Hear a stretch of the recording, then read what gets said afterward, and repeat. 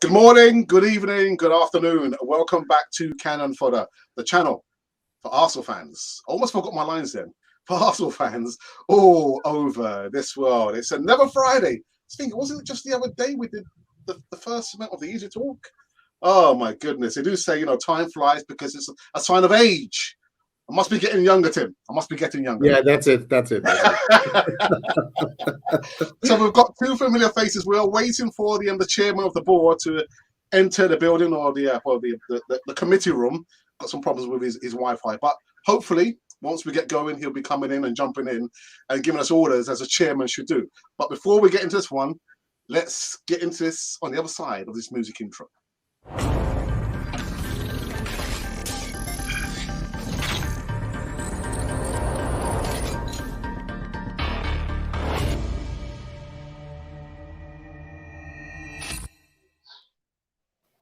Yes, indeed, my friends. Welcome back to Cannon Fodder, the channel for Arsenal fans all over this world. It's the second episode of the Easy Talk, the flagship segment on Cannon Fodder TV. Now, there are two familiar faces waiting for the chairman of the board to enter in the committee room. But first, I'll go to Don Larry. Don Larry, it's been a while. How are you, my friend? I'm cool. I've been expecting this opportunity. I was sure that when the season starts, we'll be on Easy Talk once again, and I'm happy for having me once again. Okay, are you a religious man? Would you say you're religious? Religious? Yes, I'm a Christian. So I believe in God and I believe in what God can do. Okay, well, listen, bottom of the table. We better get on our knees and start praying now. Listen, I don't link religious with football because it is what you get, is what you do that you get. Garbage in, garbage out. It's what effort you put in that you get the result. You understand? So yeah. You cannot say you want to pray. I cannot say I will be praying. Then a goalkeeper will go and sleep, and then a striker is coming and defender is looking at him because there is God. No. You score 20 goals. Okay, all Prayer right. cannot hold any striker. Tim Hogan, welcome back. Welcome back to Cannon Fodder TV. Been a long while, actually. Yeah. Well, as you know, myself and Eltel venture in a different direction for the summer months. We partake in a different sport, not too dissimilar actually. They're all about getting the goals and not conceding scores, so very similar in that manner. So we have been back. We've had a bit of a kind of a Gooners away from home camp set up here, and unfortunately I think we've seen nearly all the matches: Brentford, Chelsea, Man City, and we were very diligent. We watched the pre-season. We even watched Arsenal-Chelsea pre-season, which they also lost, I have to say. But anyway, the only match we haven't seen, or the only match we missed, was the 6-0 win in the Carabao Cup against West Brom. So, but other than that, we've had a good viewing, a good few matches, and well, I suppose we'll get more into it as the time goes on, but it's definitely, as you said, time for crisis talks or deeply religious events or something anyway to try and turn the tide. Something has to happen and happen fast. Yeah, some divine intervention. And last but not least, the chairman of the board has arrived in the committee room a little bit late. Mube Guna, what's happening, brother? Hey, we had to get the internet sorted out because we can't have any kind of login when we on this for hours. So I had to reboot everything. Apologies for being late. Well, we're here, man, back on the show. Appreciate y'all as always, man. But all right, okay. Well, listen, it's all good. It's good to see you back again. Yeah, the old crew's back together again. Although North Bank Ninja could have been here, but he had other more important things to be thinking about than coming on a podcast. Right, so let's get into this one. The good, the bad, and the unmentionables. Don, has there been anything good about the start of this season, please? Tell me something good. You know what the only thing, the positivity about the start of the season is the players that we signed. At least Martin Odegaard, Sambi Lokonga, And well, those are the two. You see, for me, Ben White, yeah, I agree, but it wasn't necessary because we have this guy that we sent to France. What's his name again? Saliba. Ben White wouldn't have been necessary, but I don't know the politics behind it. Those are the positivity, but the bad is this beaten by Brentford. Sorry, this beaten by Chelsea and Man City. The worst was being beaten by Brentford. But Don Larry, I mean, yeah, we're playing against the Champions League winners, Premier League winners. There were no surprises, really, Don. There were no surprises. We're always going to lose against them. Yes, we are not surprised. I am not surprised, but you know, it is still the fact that we are beating 5-0. You understand? That we are beating is the bad thing about it. So whether we play against the Champions League winner, the Super Cup winner, the Premiership winner, but the thing is, the bad about it is that we are beating and we are at the bottom of the league. This is the first time in a very, very long year, over 70-something years right now. We did not score a single goal. We conceded 9 goals. You understand? That is the worst of all. So it's not encouraging at all. If you can lose, but you must lose gallantly. Are you getting me? You can lose, but you lose gallantly. How can we have concede 9 goals and have 0 points? When the club like Nando FC is having 9 points, you know, and they are on top of the league. The club down the road, they are 9 points and on top of the league. You can see the irony of it. And we consider 9 goals and we are at the bottom of the league. You see, you can see that we are in a bad situation right now.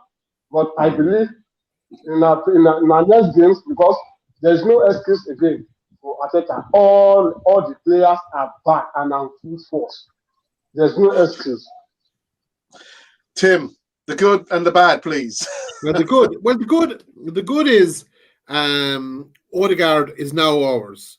Odegaard, and I think Odegaard is going to be a very, very central player for Arsenal for not long, for the next number of years, not just the next couple of months, not this season, the next number of seasons. Now, the other good thing is we have fixtures that were, Joe, like you said, we played Chelsea. Chelsea are the Champions League champions. Man City are the Premier League champions. We've those 2 matches played out of the way. Now, there was one other, I'm going to call it good thing, is that we played Brentford on the first day, and we played, we'll say, Chelsea in the second match, right? Now, when we played Chelsea in the pre-season, Lukaku hadn't arrived. Now, but when we got to play them in the Premier League, Lukaku had arrived at that point. And when Lukaku arrived, he added firstly, as Kevin De Bruyne and most Man City players found out in the Champions League final, these are an aggressive team. They're a physically imposing team. They are in it they're in it to win it. Like they're up for the fight. But what hopefully we learned from our exposure to Chelsea is that when you're playing against Lukaku, you need physicality. You need physicality in the center of your defense, and this is the point I think that was most obvious in the Brentford match. Like Brentford came up first day out. Joe, they were playing a Premier League team, and the second goal we conceded that day was from a long ball into the box that bounced inside in our box, and no one could get in the end of it. We couldn't clear it. Now, that to me, as I said, sometimes there's an analogy that I always use, is that if this was a dessert, we had sugar and cream, but with no fruit or no nuts. In other words, there was no one in there that the Brentford attack were afraid of. There was no one physically imposing that was going to put his head or drive people out of the way and get that ball cleared. And that's what Lukaku has done for us. He has highlighted that the center of our defense. Now, hopefully Keane, or White, I should say, hopefully White will be this great playmaker and good at transitioning the ball and all that stuff. But we need a strong central defence. And if you're talking about the options we have available, I would say that not only do we need a strong central defence beside White, I'd say we also need a strong holding kind of midfield in front of us. So the good to me, I'll come back to the bad and the unmentionable later, but the good to me is we have fixtures played that were very difficult fixtures. We have been major flaws have been exposed, and one other flaw, which is directly at the manager's door, is that we went up. We were playing Man City, right? Man City play this tiki-taka, whatever they call it, football, continuously passing the ball around. Now, we went up that day, and we have, like, for the last number of years, have been playing kind of a pivot, I'm going to use it, but we have, let's say, Odegaard, and we'll just put Saka and Smith Rowe either side of him. They are our players, and that's our attack. And we, like, didn't have the support to, like, we had Odegaard too far back, is the point I'm trying to make. Like, Odegaard is usually that playmaker role. That day, he seemed to be much further back. He seemed to be standing beside Xhaka, and I think we had lost the mind games early on. Like, that's my belief. So that's the good. I'll do the bad and the unmentionable later. Just a quick question, Tim. In regards to the additions, the transfer window, if you had to give the transfer business that Arsenal has done out of 10, how much would you give them out of 10? I'd say 6 at best. I don't think maybe a lot will depend if the goalie, if White can settle in as a good central defender, and Sammy Lokonga, if he can be, ultimately Xhaka has a vital. Maybe that Xhaka hasn't, but in that role beside Partey, that's a vital role for us. Like, I remember, and you all remember, like, Patrick Vieira was a brilliant player, right? Just unbelievable. But Patrick Vieira had Gilberto Silva beside him, Emmanuel Petit beside him, Tony Adams, another great player. Tony Adams had Martin Keown, Steve Ball beside him. The player that's playing the support role can often decide how effective your marquee player is. I mean, we have this player in Ireland who's a big, he's iconic.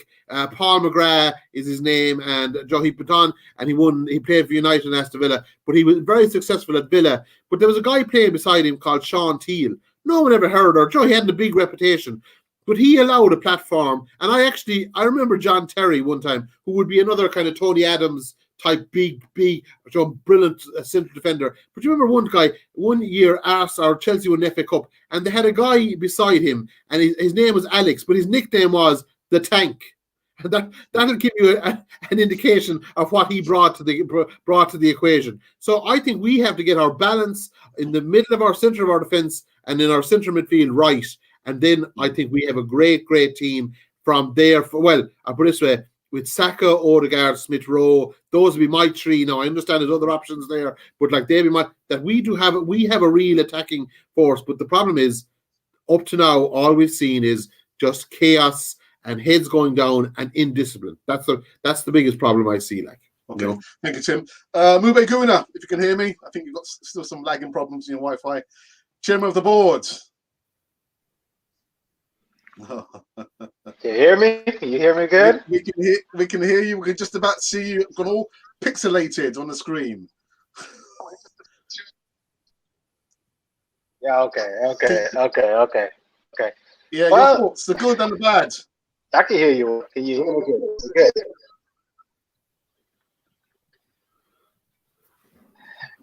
The good. Let's talk about the good first, because I'm always positive. I'm a positive. I know. I'm ready. I'm always positive. Okay, so let's start with the good first. Even though we're bottom of the league, we're still positive. Go for it. Yeah, still positive. Look, first of all, I'm gonna address the Ben White situation, because we're judging him off one game that he played for us against. One game, 3/4 of our starting 11 wasn't even played with him. Also, at all. So that fan already jumped on his back saying he's a flop to one game against Brentford, where he made a mistake with the rest of the players that let that second goal go in, and we're judging him one game. We did this with a lot of players. I just want to take a step back and say, what have we seen this player to really judge him to say he's not worth what we pay for him or he won't change? We haven't seen him. He played one game for us. Okay. The transfer window that you said, gave it a 6. I think one midfield player away, signed midfield, a defensive midfielder, away from that being perfect window to me in the circumstances that we're in. Just because I think you've got some problems with your Wi-Fi. There's your audio is coming in and out. But I think you can carry on unless. Do you want to carry on? I'm gonna change. Give me 1 second. Okay. I'll come right back. Move up right back. Okay. All right. Yeah. Technical problems always happens, especially when the shame of the board is yeah. What I wanted to quickly say to Tim, don't get me wrong. I do like Martin Odegaard, and I think when I look at how we've played the first 3 games, the first team are off 2 or 3 more additions. I understand we spent £150 million in the transfer window, but those players are there just to beef up the squad and not improve the first team. So wonderful, Odegaard. Samuel Lokonga wasn't brought in really to start in the first team. And now that we know that Xhaka's out, suspended, stroke, contracted COVID, we're not even sure if Samuel Lokonga is going to feature. Smith Rowe got called back because he was unwell on international duty. So the midfield, with the additions, we're still going to be short, Tim. We're still short.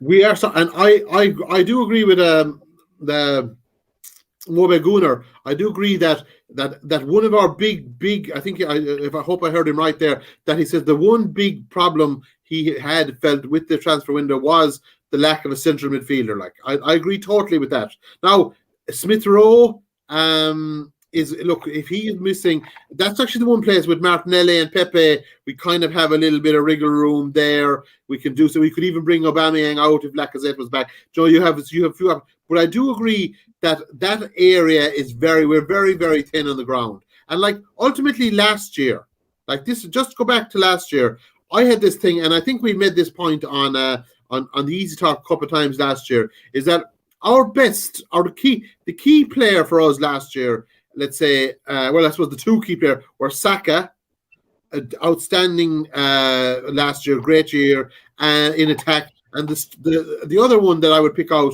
would have been Tierney. And we kind of had this, he was very good, he was aggressively defending, he was mobile, he attacked well, but there was a disconnect.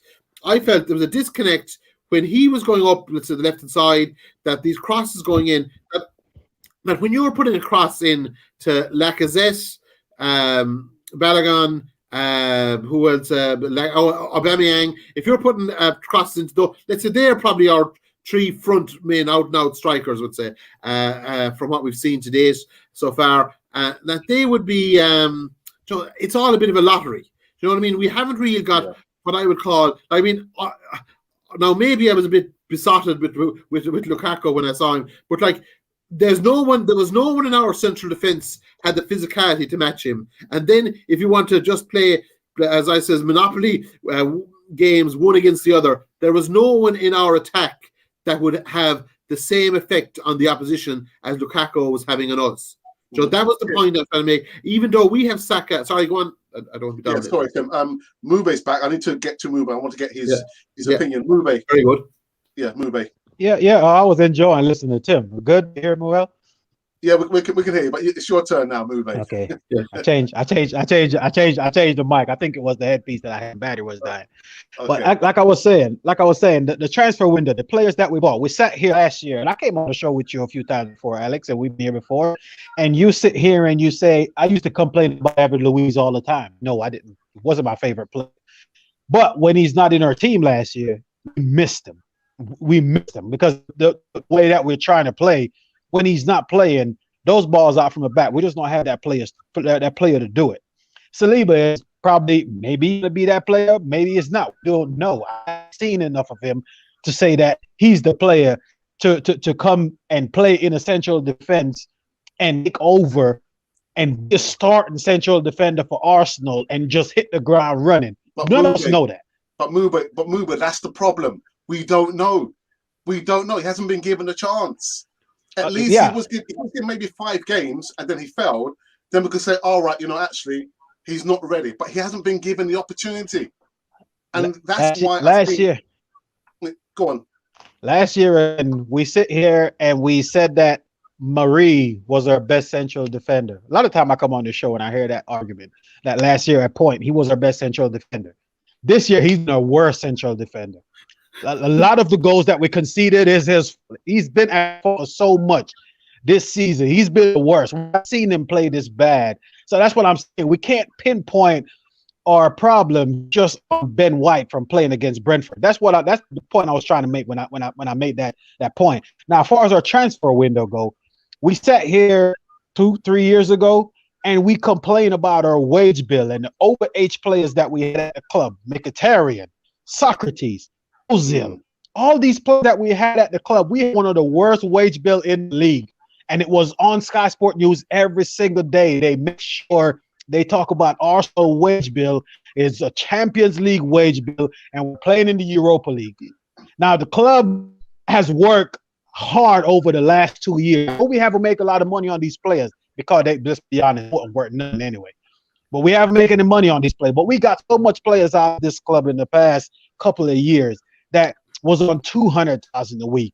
Mkhitaryan was on over 200,000. We brought in William. They said that was a mistake. They got rid of him. Ozil got rid of him. Socrates got rid of him. We got rid of so much players. Last year, we needed a back goalkeeper because Leno got too comfortable. Leno is my guy, but he got too comfortable. Without Martinez, he dropped off a lot because we seen him at his best when he first came to this club. And he was a very good goalkeeper. Last year was not his year. I think that's because he didn't have that competition.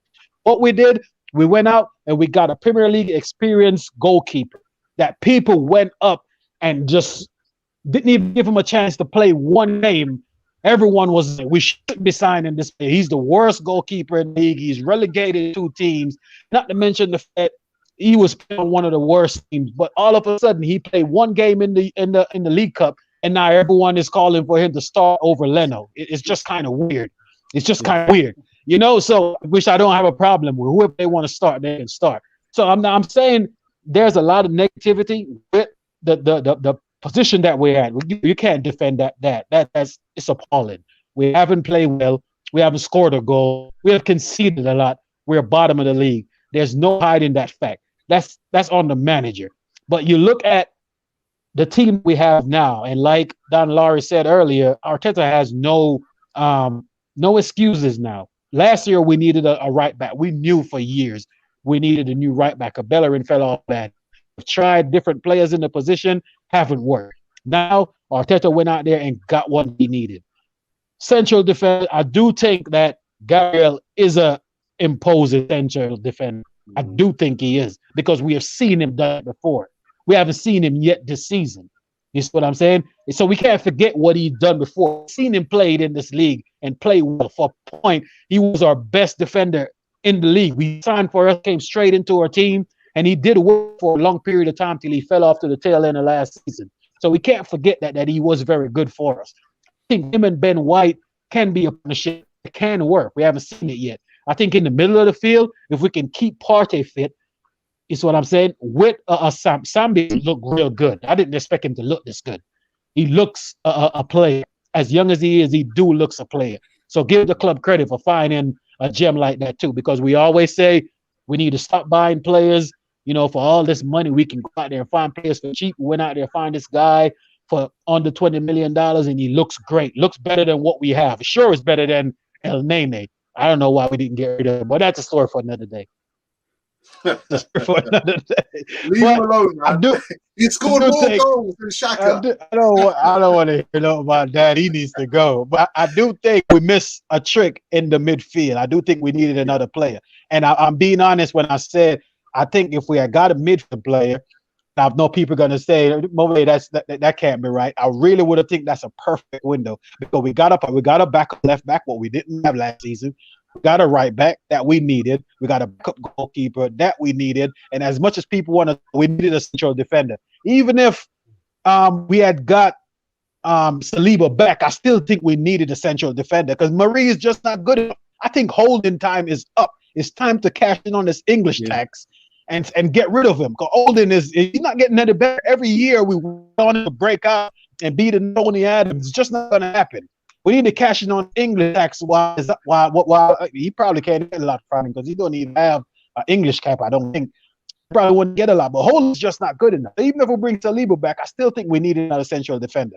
You see what I'm saying? And I don't. People was saying, bring Madison in and this in. Madison cost $80 million.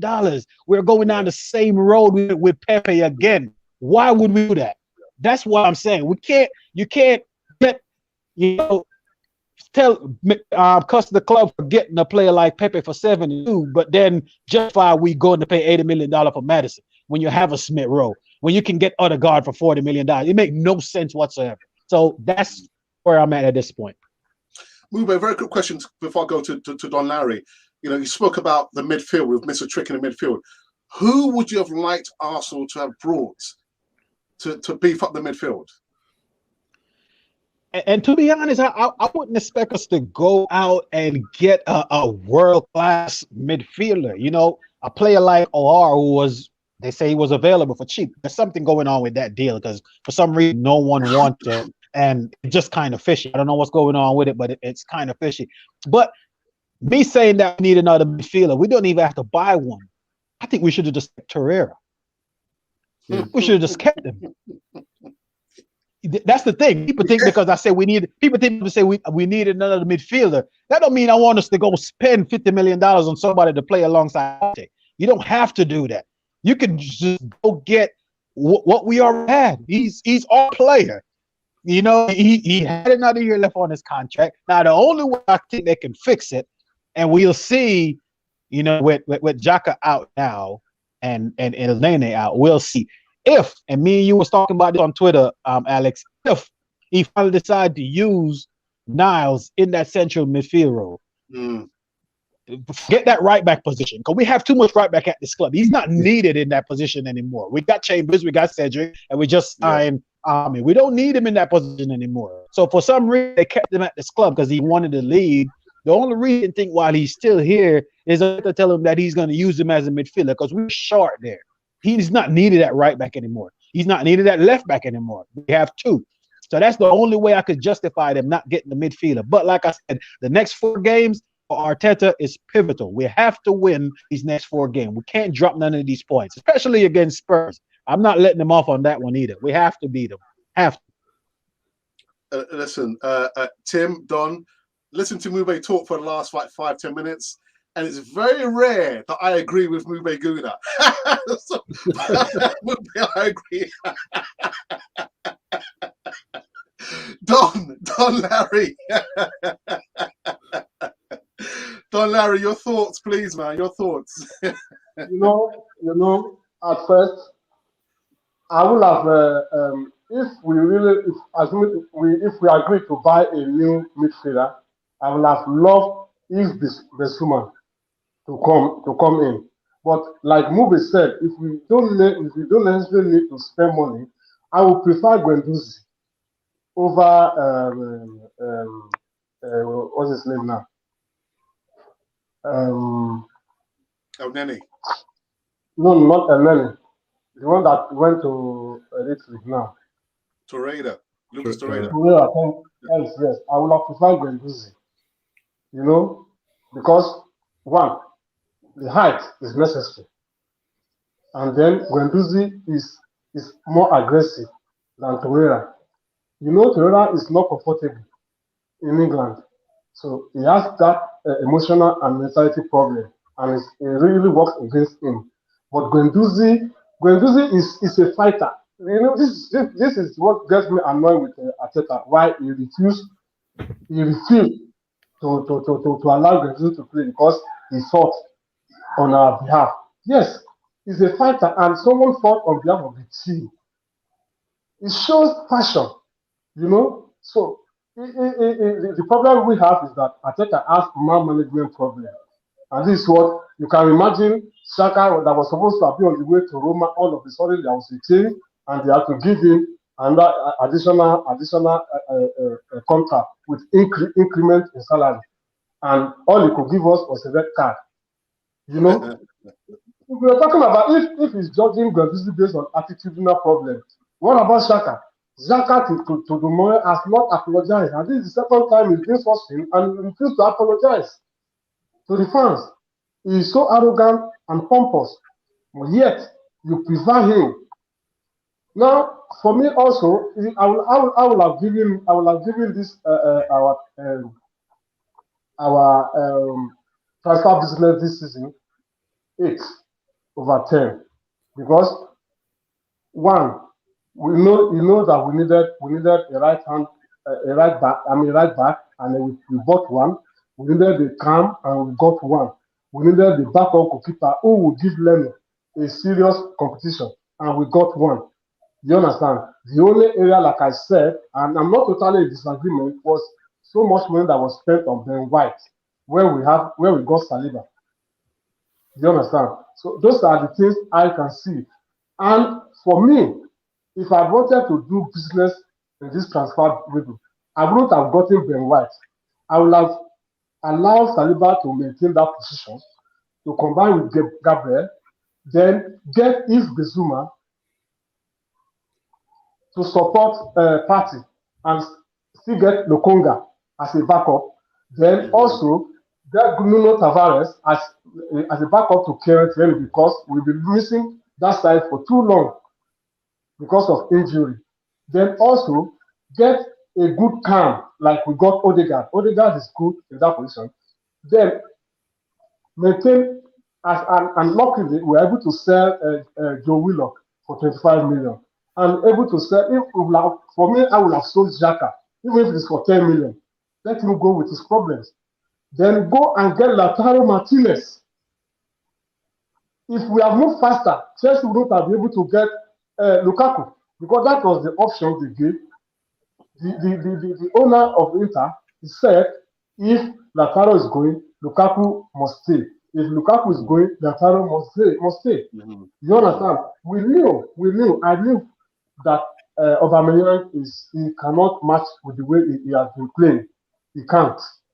He's just struggling. I know. It's the guy that I love so much. You understand? But age has started telling on him. And you know, age tells on strikers because you need to be sharp. To strike, you need to be very, very sharp. If Aubameyang has been a defender, he will have been using experience like David Luiz. Are you getting me? You need a very sharp attack. Somebody who the reflexes, your brain can coordinate very well. So age has started telling on Aubameyang and it's getting tiring easily. You understand? Then coupled with the captainship that was given to him is also a source of distraction. So I would have made sure I would have allowed him to go. If Barcelona wanted him or whoever wanted him, cash in on him, say Lautaro Martinez. You understand? Those are what I could have done as a transfer business. But upon this, I gave them like 7/10 because of the fact that they got the right back. Though I've not watched Tomiyasu, I don't know how good he is, but with the stuff that I read about him and that he can play many positions and he did very well.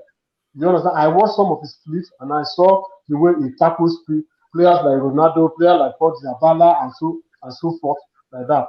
So it gives me hope. At least it will be better than Bellerin, Chambers, and Cedric. You understand? So I also for getting Odegaard also. That's what I rate as 7/10. Tim, talking about the unimaginables. Here's a stat here for you. So Arteta has had 42 different starting 11s in 45 games. We're bottom of the league, as everyone knows. 9 goals against, and we can't score a goal. Now I know Mube has spoken about the right back situation, the centre back, the midfield, but who would have thought that we would struggle to score goals, Tim? We can't score goals. Yeah, and actually, the first point you made there is the most relevant of all these points. 42 combinations, 45 matches. That is the problem. That is, I think everything else, and myself and Mube, I think, are kind of on the one hymn sheet. But I'm going to use now, and like I said, I agree totally with Mube, but I'm going to have one example. Holding. Just take Holding for example, right? Holding is just a central defender, meat and two veg, as they say in Ireland. He just does the basics, functional. That's all he does, right? So if you're putting him into the center of your defense, and you're putting in the combinations around him that are varying, that has different systems and all that, you're just not. You're not going to get the best out of him. Like if we're going to use the Man City game now as an example, right? He was in the center of our defense that day. Now, traditionally, like you said, 42 systems, but for the majority of those 42, anyway, the personnel have been different, but the system has been 2 central defenders and 2 central midfielders. But that day, and a playmaker, Odegaard largely been the playmaker in front of those 2 central midfielders. That has been the kind of combination. But several times, I think it was with Villarreal last year, a couple of times when the real pressure was on, he changed the system. Like changing your system when you're under pressure, firstly shows weakness or lack of confidence in your own player's ability, in terms of that you don't believe that, like Holding, Xhaka, those 2 players are, let's say, Joe, we have those players now, like whether we want them or not, we have them, and so we have to try and utilize them. And I always see there's a phrase, I think it's in golf. No, I'm not a big golf person, by the way, but anyway, I watch one golf tournament every 2 years roughly. But anyway, God, that says, let the big dogs eat. And the phrase is based around, it's these young, powerful athletes with their golfing, and they have unbelievable range in their striking of the drivers, because if they're confident, in other words, if that's the whole idea, you set an environment where they're confident, they will record unbelievable numbers. And if you set an environment where you are playing 2 central midfielders, 2 defenders behind them, and you are showing confidence in them, then Holding against Man City, I would be, if I was Holding after that, I would be personally insulted the way I was treated. I was left in the middle of a makeshift central tree. Xhaka was in front of me. He got sent off, so I was really exposed. Then the major out ball we have was Odegaard, except we brought him too far back. So in other words, with a team like Man City, you were drawing him on you. You were providing, like as the saying goes, the best form of defense is attack. And if you have Odegaard up front, working hard, putting opposition defenders on a press, all that sort of stuff. If you Smith Rowe and Saka, players that are really good with the ball at their feet, taking on fullbacks, if you have those up, then that is your first line of your defense. Now I have question marks over maybe whoever we have centre forward, but we'll just take those 3 for example. If you were defending from there, the pivot that the ball is going through is far up the field. You're creating opportunities, and more importantly, you're providing support. And this maybe is kind of go back over a small point or a similar point to what I made earlier. I think White could be an outstanding player. There's no doubt White could be like Gary. I always use the analogy that of Pomegranate. I'm going to move away from Pomegranate now because maybe not everyone's heard of it. But you remember Pallister at United, and he was like Adams at Arsenal. They were 2 brilliant players. But Pallister played beside your man Steve Bruce, the present Newcastle manager. Very, very, very ordinary, functional, aggressive, got stuck in, but a very one-dimensional player. Ben White, if he had a good player beside him, a kind of a Steve Bruce, if Holding or Gabriel, now I do understand totally that Gabriel is ahead of Holding. I'm not arguing that point, but I do think that if you got those 2 together, that would be a lot better. And having your 2 and having the same system than kind of panicking, putting central backs in or fullbacks into central positions. Next thing you're falling between 2 stools. Like ultimately, the Brentford game, the Man City game, and the Chelsea game. Like we've lost those 3 games, right? Why did we lose those 3 games? I believe we lost those 3 games for one serious reason, is that in all 3 games, the center of our team, in other words, our two central midfielders and our two full and our what I would call an A standard pair of centre backs were not present. So the first day, I think we had Mari, who was playing very badly with White. So I think he exposed White badly, like this famous ball that bounced in the square, no one getting the end of it. Against Chelsea was the best example of all, because that was the day Lukaku came to town. He's physical, he's aggressive, he's going to run at you. We were caught, we were exposed badly. Actually, that could have been the one where Mari was caught out.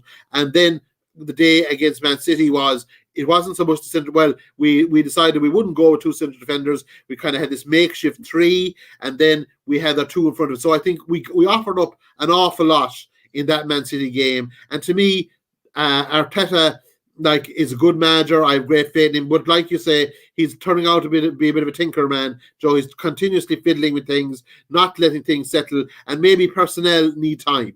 And without a doubt, I do believe that we as an attacking entity are very strong, and if we can get the center of our defense right, we will do well. And just to follow on from a point that Mube made, is that the season, the league table doesn't matter. It matters for Spurs because, to be honest, they're a nosebleed country. They were never that far up before in their lives. It matters, but it doesn't matter for anyone else. It matters for us because we're so far down. But 5 weeks' time, that's when it'll matter. The 1st of October, that's when you look at the Premier League. Now the patterns are developing. You have 6, 8, whatever number of matches played. You have, ultimately, I was kind of thinking, what are my expectations? So I said give him 5 matches now. So where do I see in 5 matches? It's very easy because we presently have 0 points. So you don't have to add it on at all. You just come up with your total. So you just say, if the performances were good, if the spine looks strong, if we were scoring goals, 8 matches in, 11 points. If you were still showing signs of weakness, but you felt the thing was moving in the right direction, 12 points. If you were still cobbling with systems like you have outlined there, Alex, if you're still fiddling, too much tinkering going on, you'd want to be going very well. You want to have 13 or 14 points. That's what it is. You 5 matches, 5 threes or 15, and that was the criteria I was using going forward. That's what I believe is that Arsenal are a big club. They need to be getting those sort of numbers in the next 5 matches. Tim, before I go to Mube, just a very quick question to you. Yeah. So, do you think Arteta needs to win the next 4 games to save his bacon? I think he needs to get 11, 12, or 13 points in the next 5 matches. How he does that, it can be 3 wins, a draw. It can be 4 wins, a loss. It can be, whatever way you want to arrive at 11, 12, or 13. There's multiple ways, but he has to win about 3 out of the 5 anyway. So let's just say, for example, he goes on a 5-game winning streak, but then loses the next 4. Oh no! What happens? If the big thing is the center of your defense, the center of your midfield, and Odegaard as the outlet. If you have that sorted out, I believe you can give him more time then. In other words, if we have got we have a system and we believe in the system. Like that, I didn't know that statistic now until you said it there, Alex. But 42 different combinations, that's the problem. That's the problem. Yeah. And they're overcoached. I'm a coach myself, as you know, myself and Terry are at this an awful lot. But the coaching is, you can be overcoached. That's the problem. He did well out of COVID because empty stadiums, he was on the sideline. You were nearly playing every ball with the players. Now the stadiums are full. There has to be autonomy. There has to be leaders. And the leaders have to be in central positions.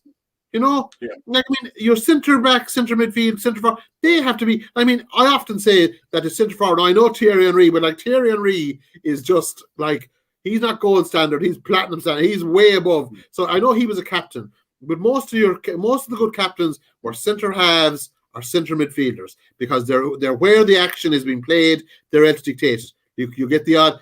Funny enough, I saw a profile of Thierry Henry only this week, and he said, I wasn't even a centre forward, he said. Because imagine him to say that after all the goals he scored, because he said, when did I ever hit a goal? So he was that type of player. He was able to come left, come right, come deep. Like, he was just so explosive. So he was not your norm. You can really compare nobody to Thierry Henry, or you can't. And I hope Odegaard is a brilliant player, and you can't compare anyone to Dennis Bergkamp either. Those type of playmakers, strikers, they're once in a lifetime type players. Sorry, after hogging it there, now I didn't want to go on. It's okay. So Muba, you spoke about the centre backs, Ben White, the midfield. Maybe we could have looked to bring in a Lucas Torreira back to partner Thomas Partey, but you never spoke about the strikers. We can't score goals, Mube. We can't score goals. 3. Yeah, but I'm not looking at individual players for scoring goals. We're not scoring goal because of Aubameyang. Aubameyang started one game this season. That's against Manchester City, where Xhaka gets sent off in the first half. We can't blame him for not scoring in the game. There's no way I'm going to blame him for that. Okay, he came on against Chelsea when we were 2-0 down. I'm not going to blame him for not scoring in that game. Chelsea were comfortable. There's nothing we were going to do in that game. He didn't play against Brentford. So I can't sit here and blame Aubameyang for not scoring goals. I can't put it on one player. Lacazette haven't played. I didn't mention I know, his name. but I'm just saying we're acting as if we had a different striker in, it would have been different. I mean, you playing 10 men against Manchester City, 2-0 down with 10 men. I don't care if you got prime Ronaldo from Brazil playing center forward. You're not going to get the ball to your center forward playing against Manchester City at home. It's just not going to happen. We're just that good. Okay, so Aubameyang was starved against Manchester City. It wasn't his fault that he didn't score or we didn't score. Against Brentford, we had chances to score. But again, last season, we cried for Balogun to play. A lot of us, just play Balogun.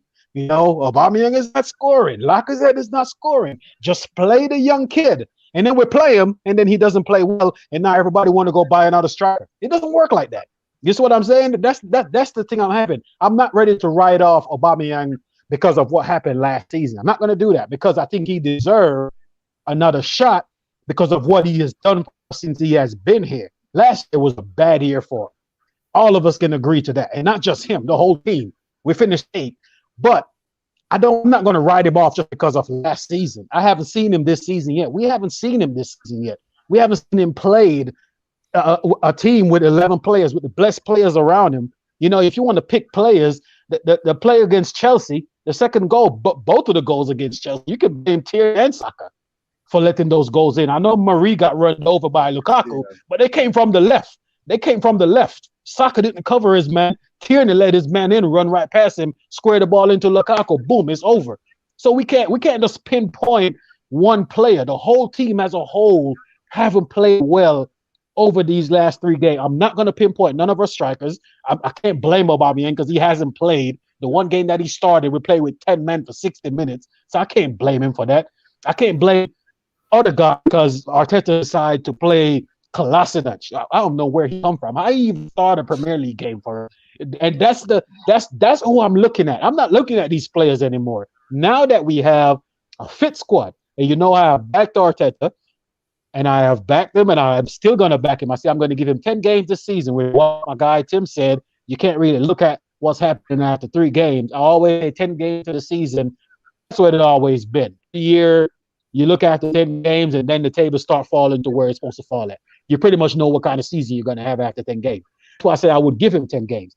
The next 4 or next 6, as Tim said, I'm not going to count the AFC Wimbledon game because I don't really care about the League Cup. But in the Premier League, the next 5, 6 games in the Premier League, he has to win. And I'm talking about struggling against Norwich at home. If you get a Partey in your midfield, play well. If you have the Partey in your midfield, if you have a Sambi Lokonga in your midfield, I don't really care about Granit Xhaka. So he shouldn't be starting anyway. But if you get Ben White and Gabriel in the central defense, if you have your right back, if you have Tierney, if you have Saka, fully fit, playing well for England. If you have Pepe, didn't go on international break, been here the whole time, training, fully fit. You have a Lacazette, he's been here the whole time. If you want to start him, if you want to start Aubameyang up front, if you have all of those players on the field, and we still look like we look against Chelsea or Brentford, I can't blame the players no more. There's no way we can blame the players. But you know, Muba, you mentioned if like 8 times in the space of 2 minutes. if this, if that, if you know what you mentioned about you're going to give him maybe 10 games. Again, same question. He goes on an unbeaten run of maybe 8 games, Mube, then loses the next 3 or 4 games. What do you do then? Do you still give him time? He goes on an unbeaten run of 10 games, but then loses the next 6 games. What do you do with Mikel Arteta? Do you still give him time, or because, like I said to you on the tweet, I don't have an invested interest about Arteta in or Arteta out. I am Arsenal, and that is it. That is it. But what do you do? 10 games, unbeaten run, but next 5 games. And that's why I mentioned it's not just about the results. It's not just about the result, because I think if our team, the players that we have, if we're playing well, we're not going to lose 6 in a row. We're not going to lose 4 games in a row. We're not going to lose. If you have a Gabriel play well, if you have Leno playing to top form, if you have Aubameyang scoring goal, if you have Partey in that midfield playing that we know Partey can play, there's no way Arsenal is losing 3 games in a row in the Premier League. It's not going to happen. That's what I'm saying. The way that we play from now on with fit players, especially starting home against Norwich, a team that's right there at the bottom of the league with us. Start now against them. Then you go away to Burnley. Should be a tougher game away to Burnley. You go up there, you grind out of the result. You have a midweek game. You play some French players against AFC Wimbledon at home, and then you welcome Spurs at home. I don't care if they're top of the league or not. Spurs should not beat at Emirates. I don't care what it is. I don't care where they're at. They have a new manager that just came in. They're not further from their logic or whatever they're doing further than us. He's just been there for 3 games. Arteta been here for 3 seasons now. Well, 2, and he came in half a season, but you know what I'm saying. He's been here for a while. So that's what I said. It's not just about the result. I think he needs to win the next 4 going into the next international break. Because if we lose the next 4 going into the next international break, you can hang it up. It's curtains. I'm not even waiting until 10 games. You know, he's got to go at that point. It's 7 games you can't win. There's nothing positive about that. I don't care what player you have. So that's where I'm at with. Don Larry, Arteta wins 10 games on a trot, then loses 4 or 5 games. What do we do? You see, my problem is this. For 2.5 years, Arteta has no pattern. We have no mode of play. We have no plan. This is what is. That's why in 45 games, we use 42 players. Up till now, we don't know the starting level. Nobody can say categorically who is going to play. Yes, I agree. Like I said at the beginning, all the players are fully fit. But what about if you don't use the right players in the right positions? Because he's always wanting to rotate. He's only wanting to test players from different positions. And this is what he's been doing since 2019. So that is a problem. We need to have a starting 11. We need to have a winning team, not to continue to rotate players all the time. Now, for me, I'm not going to give him 5 games. I'm going to give him 10 games straight. Wow. He may not win all, but he has to win the majority of it. We should not lose the early of the next 10 games. Because if we are serious enough, and like a chairman of the board said, if the word if is a clause, it's not affirmative, but let me follow him as such, use the word if. All the players are set and they are fully fit and they play the right play. And if Arteta use them in the right positions, I think we should be able to win the next at least 8 games to make up for the last 3 games, because we have missed out 9 points when teams are already having 7 points, 9 points, 6 points. We are 0 points. How do you make up for that? And if you want to fight for top 6, we have not played West Ham. I'm afraid of that team. Well, I don't know what the Moyes has done to West Ham. Do you understand? We have not played West Ham. We have not played Leicester. You see, and we have lost 9 points. How do we cover that? To cover that, you have to make sure at least out of the next 10 games, you win at worst 7. And don't lose anyone, maybe probably draw. That's what I believe that can be done. But it needs to have a pattern. We need to know what style of play. In those days, we know what Wenger plays. And I know and I've seen time for time that Wenger still they win 10 games in a row to make sure they get the Champions League spot. There was a season that after 3 games, where Arsenal was 17 in position, and when Wenger picked up, we ended up at second position. That was the year Leicester won the league. So I think that should stop playing around. It should stop remodeling. It should be I mean, affirmative in his decisions. By now, he should know his winning team. He should know his first 11. This is my own concern. I hope he will know his first 11, and Arsenal should have a pattern of play. You understand? Look. I mean, what is in Lukaku? Lukaku's style is Lukaku when he gets the ball, he will back you, and before you know, he'll push you, and then rubbish you, and then turn all of a sudden. But that was look at against Liverpool. He could not do anything against Van Dijk because Liverpool has a pattern. The manager has a tactics. And I watched that game. I found out that Van Dijk was following Lukaku every step. Before Lukaku takes a step, Van Dijk is ahead of him. I know we don't have people like Van Dijk, but I saw Lokonga yes, we don't.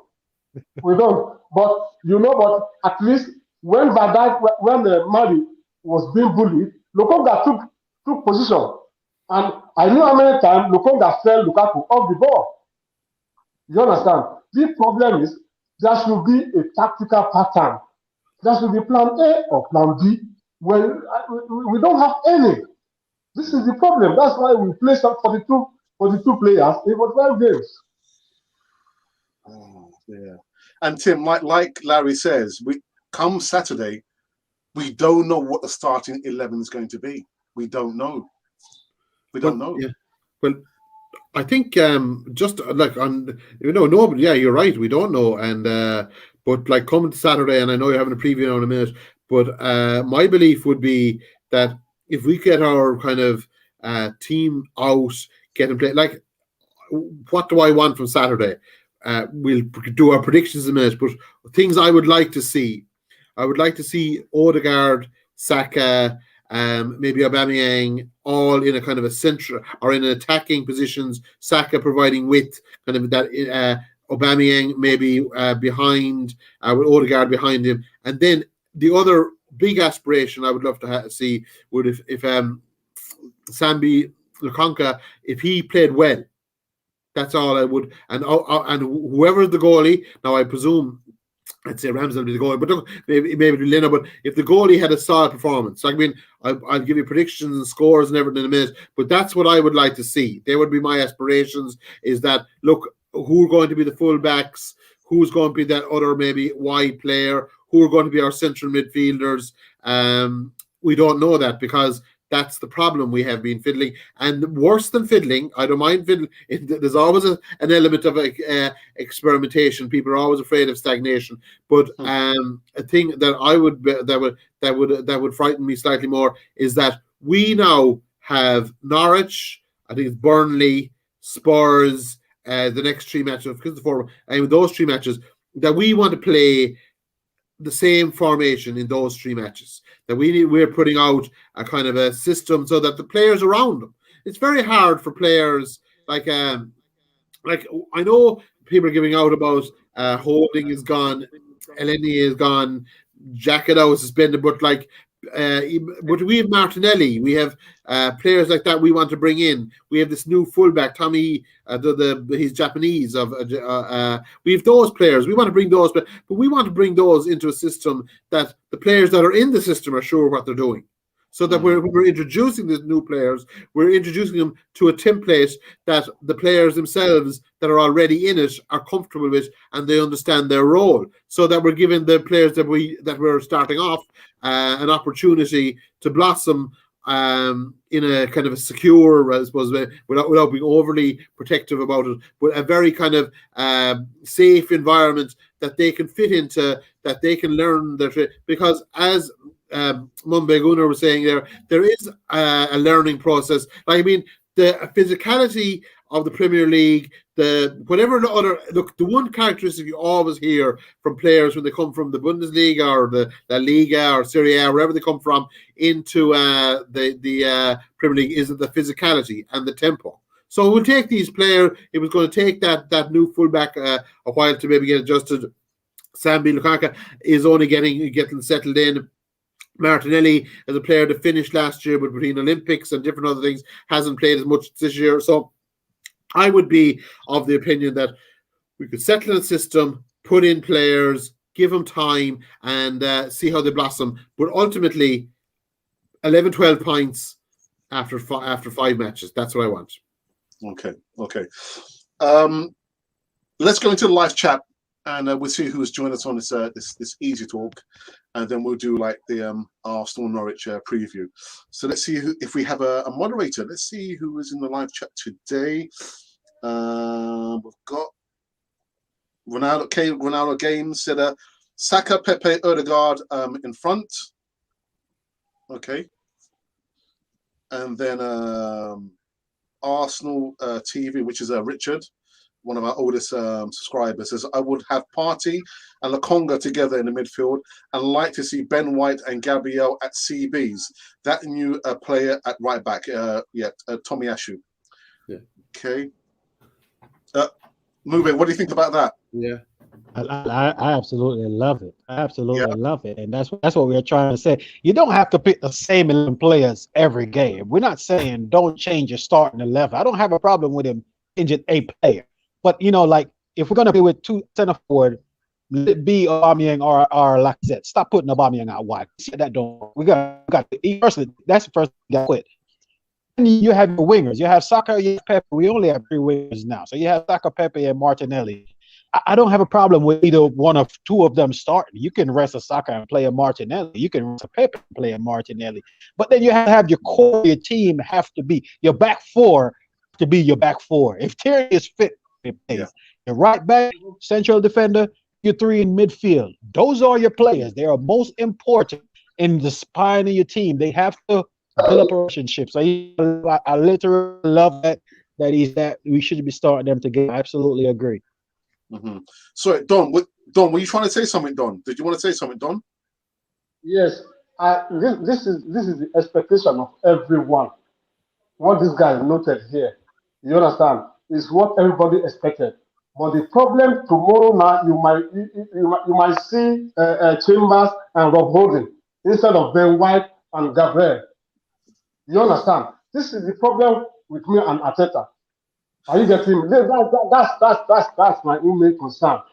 You understand? Yeah. That's just what I need to say. We're gonna see the starting lineup. Start lineup. I'm gonna start drinking because I'm gonna be like, that's the thing. It makes you don't want to be the fan that see the starting lineup and then get so bad. But you look at it and you be like, why? Yeah, exactly. So many disappointments. Tomorrow you might see your voting at Chambers. I'm telling you, might see Kolasinac instead of Tierney. I'm telling you. I would actually like to endorse. I would actually like to endorse what Arsenal TV said there. I think if that team took the field, we would win. No, that's my belief.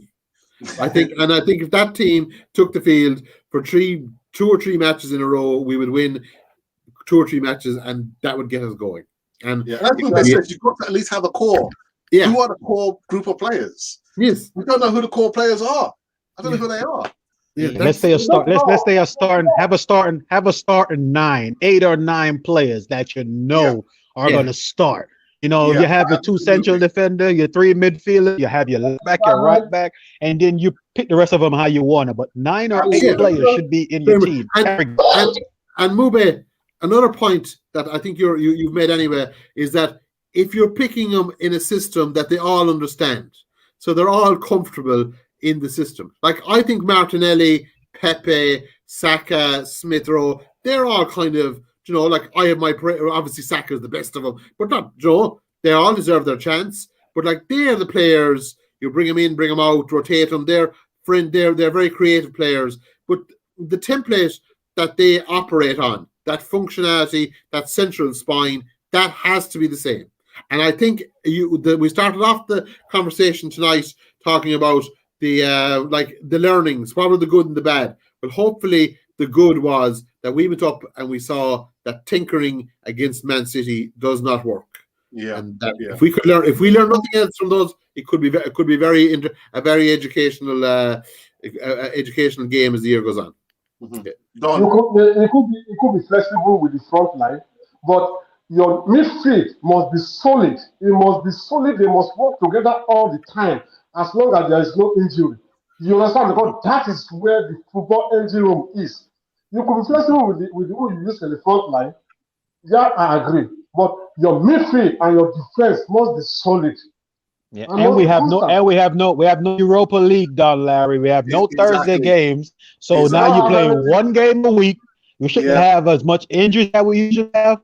These Carbonera game, I don't want to see Partey playing. I don't want to see Aubameyang play. I don't want to see none of these players. Nobody cares about that. We play the FA Cup when January comes. From now until January, you have to get a starting level in the. Yeah. Well said, Mube. Well said. We've got our moderator, Gunlicious Davis, says, good evening to the panel. I hope all are well. Hello to all in the chat. Enjoy your time with Canon 4 TV. Thank you for that. And we've got two moderators. Static says, hey, Alex, and how you're all right, Static. And the panel, imagine Arsenal went into the Super League. That would have been very difficult to watch Arsenal be dismantled by those top teams. It's bad now as it is. Positives, players are coming back. That's a good one. Here's one here from Terry Hogan. Says, just in from the Spaniards in Hampstead. Looking good, guys. Thank you for that, Terry Hogan. Live from my door, Terry. Hey, Hotel, glad you arrived safely. Looks like Mube keeps drifting in and out of the Matrix. Yeah, his screen is lagging slightly. He's stuck in the Matrix still, but he's out. He made it. Big Dog says, hello, chaps. Alex, I found the link to watch the game for tomorrow. David Luiz was a good player for us. Not for me. Not for me. No. Not for me. Not for me. David Luiz. But Martinez is the best among them. Okay. I would like to see Tavares, Gabriel, White, and Tomiyasu get a good run of games. Tierney, we know, has stamped the left side down, but he gets injured too often. So we need Tavares to blood in now. What do you think, Mube? No, not for me. Tierney is our best left back, and Tavares there. And Tavares is not good defensively for one. Have you seen him play against AFC Wimbledon? He was playing like a left winger. He's good going forward, but he still has a lot to learn. Tierney we need leader with a young team like this. He's a young player, but we always say that he should be the one getting the captain armband next. He's one of the leaders in our team. So yeah, we just need to think through. We can't blood in. I don't have time to blood in no players right now. Yeah. We're bottom of the league. We need to put best players on the field and start in points. Tavares, his time will come. He's 19 years old. His time will come. It's time to start winning. And Tierney is a big part of that. Okay, well said. Jared, good evening to you. He says that Mube is right. Torreira and Partey midfield pivot wouldn't have been a bad partnership. Torreira has a tendency to win the ball back, and Partey can make those midfield runs and vice versa. Tim? Well, I think, there's definitely Partey's performances in general, I think, are often decided by who's with him. In other words, if the player with him is kind of a pragmatic, physical, stoic type of a player that just performs the bread and butter stuff, he can then make these more advanced kind of plays, transition the ball up the field well. That definitely, now whether Torreira, well, that ship has sailed now, unfortunately. So I think you have to go with Sambi Lukonga looks like the one now.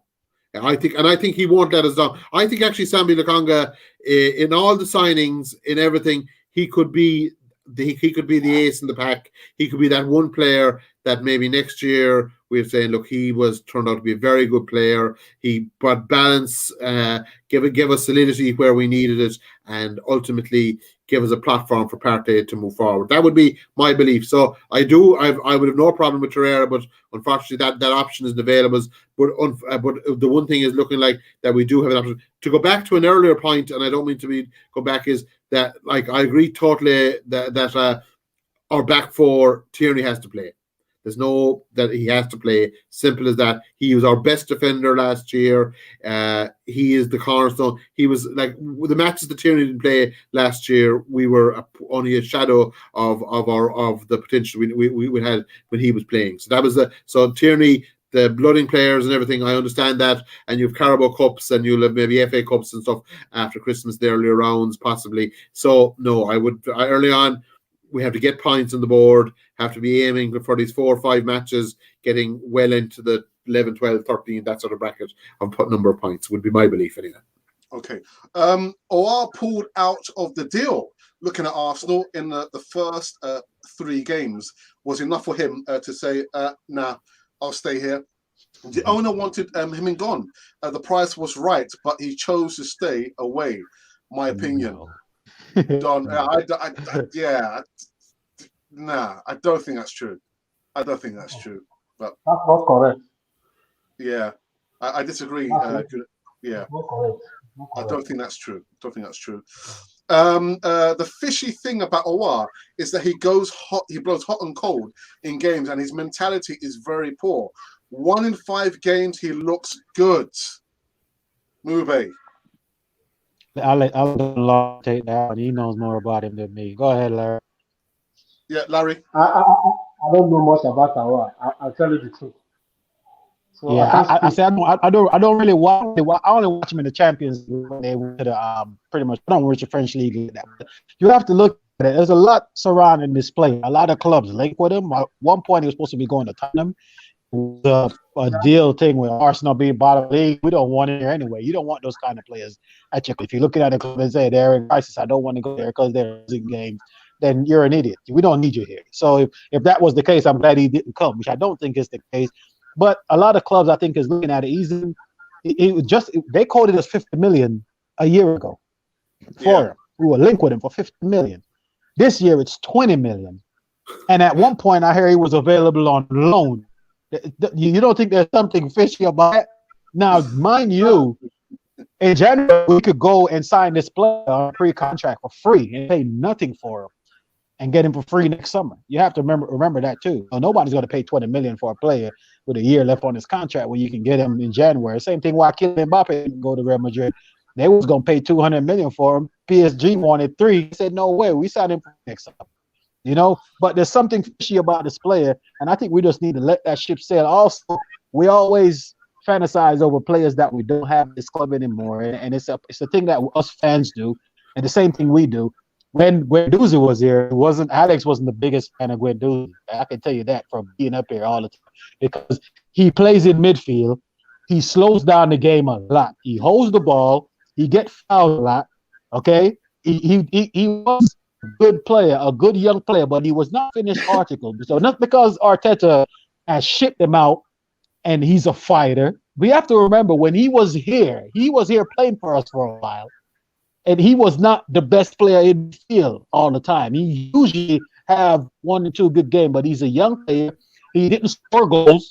Me and Alex had a bet that he was going to score. Alex and his brother had a bet he was going to score a goal in the League or score something, and he never did it. You know, we have to remember that too. So players that we don't have at this club anymore, we have to just move on from them I don't really like the midfield that we have now, but there's always January we could have. What the good thing about this is, like I said, we're not in the Europa League. We're in one game, important game a week, which is in the Premier League, until January when they get the FA Cup. We can get another play something, but we'll see. Arteta got to get it.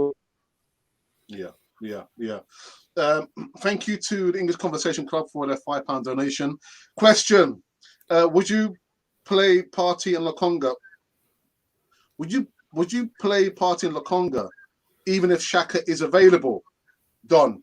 Is he asking us? You should ask Arteta. Because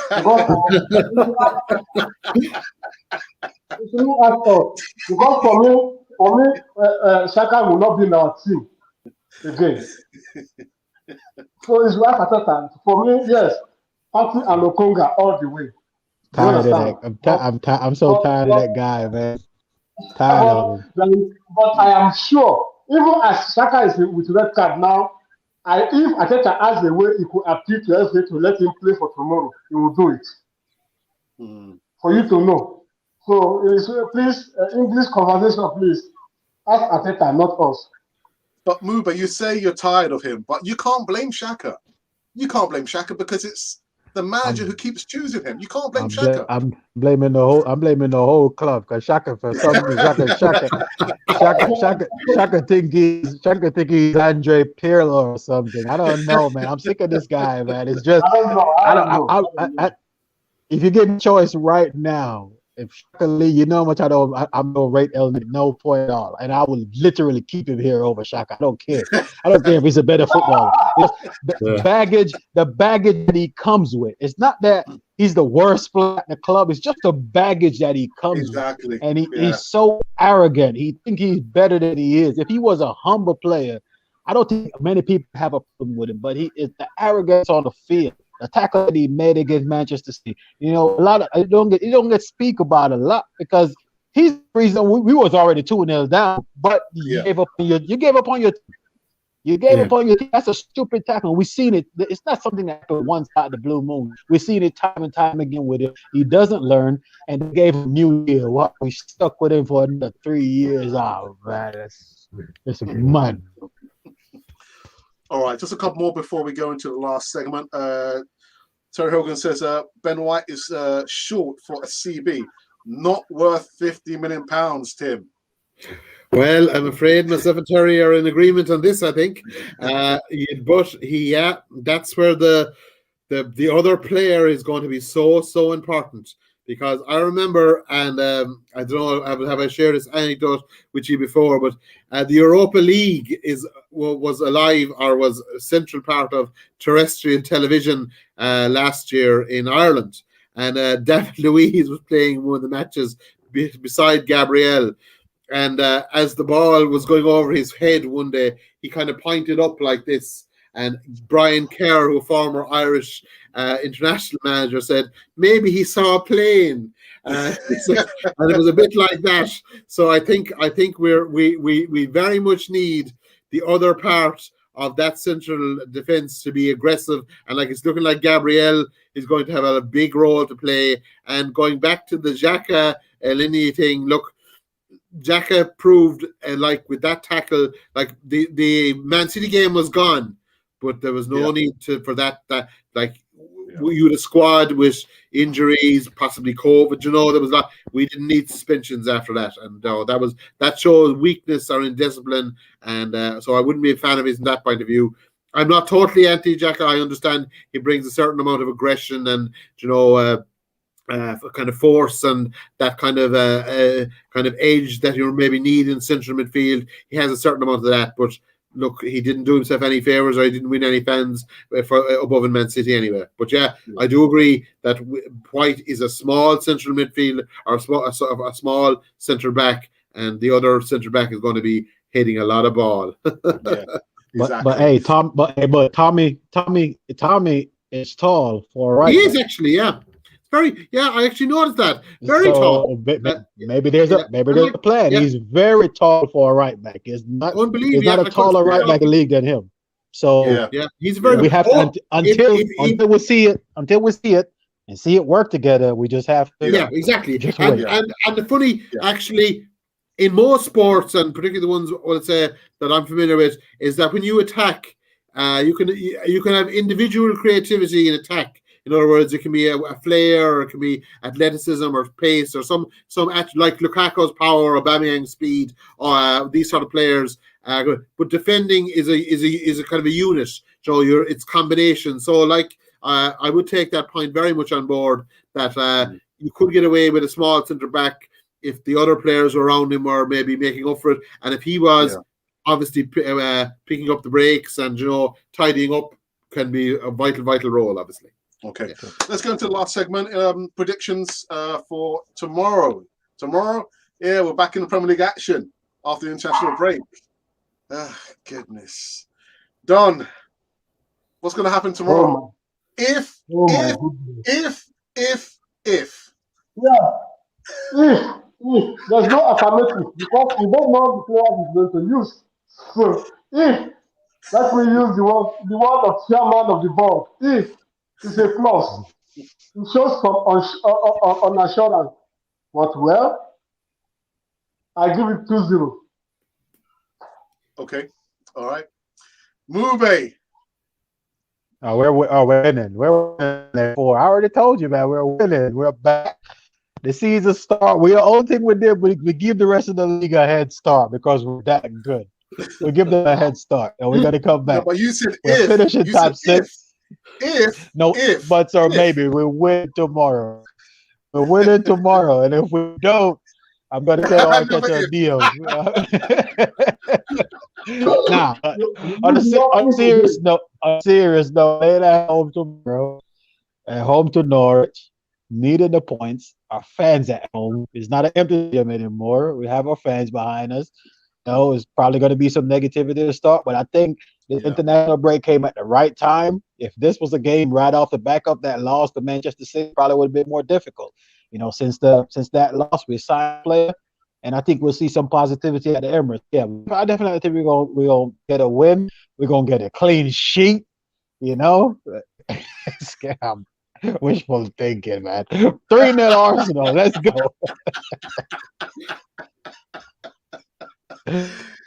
Tim. Okay. Well, this is it.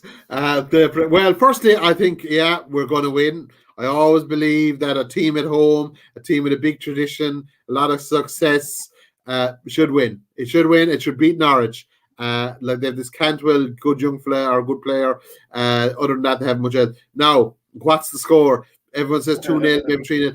If it was 2-1 and we won, and Sammy Lukaku had a good game, and if we had a solid central defensive performance from whoever is beside Ben White and the other defenders, like I was saying, Mobe, if they all combined to produce a good performance, then I would believe we would be it would be a major step forward. So once we will, and I do believe we will get the 2 goals. Actually, I think that with Odegaard, Saka, and Aubameyang, that we will get. I think scoring goals. Although we haven't scored any yet, I think that's a problem that we will overcome. That actually, when we get all our players on the field, get our attacking kind of creative players on the ball, we will score goals. But I would be interesting to see how Sammy Lukaku and we call it the Gabriel White combo, etc., how they get on. If they all play well and it was just 2-1, I'd be quite happy. That to me would be a very, very strong starting point, and beat Burnley then. And now you have it back. You have the old North London derby then. And as the saying goes, you have a bit of momentum and they've lost a bit, and away we go. All right, guys, we'll come to an end on this second episode of the Easy Talk. Again, there's a lot of comments in live chat I just can't get to. I did say we're going to try and keep this to an hour. We're an hour and almost 25 minutes, but it's because we'll have a wonderful debate and discussion on Cannon Foyer TV. But before we end it, first of all, I want to thank our moderators. I've just seen some comments in the live chat having to be deleted because people have been a little bit silly. There's always one, isn't there, to spoil it. But apart from that, it went okay. Tim, good to have you back on Cannon Foyer. I know it's been the longest time, but patience, my friend. If and more ifs. Thank you, Tim, for coming back on Cannon Fodder TV, my friend. Great. Thank you, Alex. Great for the invite. Really enjoyed it. Mo Beguner, great to chat with you. Don, Larry, brilliant to talk to you. So great, lads. Enjoy the weekend and enjoy the match. Alex, thank you for inviting me. Bye. Okay, and Mube Guna. Mube Guna. As always, man. As always. Yeah. They already know Mube is here. We ain't going nowhere. You know, win, lose, or draw. We're going to come here. We're going to keep it positive. We're going to keep the shirt hanging in the back. It's getting rough, but we're going to hang in there, man. Arsenal till death. You already know, man. Appreciate it for having me all as always. Yeah, always, man. Don Larry. Yeah.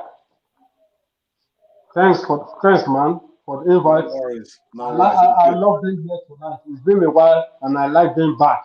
And I believe that Arsenal will win tomorrow. And I know I won't be on Easy Talk next week, but I'll be on live chat. And we'll comment and we'll celebrate together. But if and only if the players play accordingly, and only if Ateta did not surprise us tomorrow. One love. Too many ifs. So that's it, guys. You know, that is another end of another Easy Talk. I mean, the time's flying. It was just the other day that we did the first episode. But anyway, it was an hour and 25 minutes well spent. And to everyone who watched us, I saw maximum was like 30 people at any one time watching us on this Friday evening or afternoon, wherever you are on the world else. But it leaves me to say thank you to everyone who watched us. And yeah, I will be back tomorrow morning. I'm not doing pre-games or post-game reactions. I don't have any more hair to lose. No more hair to lose. And that is it for me. But anyway, guys, have a good evening. And you have been watching Cannon Fodder, the channel for Arsenal fans all over this world.